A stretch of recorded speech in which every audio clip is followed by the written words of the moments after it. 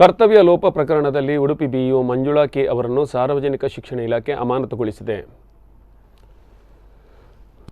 ಇವರ ವಿರುದ್ಧ ಹಲವಾರು ದೂರುಗಳು ಬಂದ ಹಿನ್ನೆಲೆಯಲ್ಲಿ ಈ ಕ್ರಮವನ್ನು ಇಲಾಖೆ ಕೈಗೊಂಡಿದೆ. ಪ್ರಸ್ತುತ ಮಂಜುಳಾ ಕೆ ಇವರನ್ನು ಡಯಟ್ ಮಂಗಳೂರು ಇಲ್ಲಿಗೆ ವರ್ಗ ಮಾಡಲಾಗಿದೆ. ಇವರ ಕಚೇರಿಯ ಕರ್ತವ್ಯ ನಿರ್ವಹಣೆ, ಅತಿಥಿ ಶಿಕ್ಷಕರ ನಿಯೋಜನೆ ಮತ್ತು ಅಕ್ಷರ ದಾಸೋಹ ಕಾರ್ಯಕ್ರಮ ಸರಿಯಾಗಿ ನಿರ್ವಹಿಸದೇ ಇರುವ ಬಗ್ಗೆ ತನಿಖಾ ಸಮಿತಿ ರಚನೆ ಮಾಡಿ ಸಮಿತಿ ಸಲ್ಲಿಸಿರುವ ವರದಿ ಅನ್ವಯ ಕ್ರಮ ಕೈಗೊಳ್ಳಲಾಗಿದೆ. ಇನ್ನು ಈ ಬಗ್ಗೆ ಪ್ರತಿಕ್ರಿಯಿಸಿರುವ ಮಂಜುಳಾ ಅವರು, ಇದೊಂದು ತನ್ನ ವಿರುದ್ಧ ದ್ವೇಷದಿಂದ ಮಾಡಿರುವ ಪಿತೂರಿ ಎಂದಿದ್ದಾರೆ.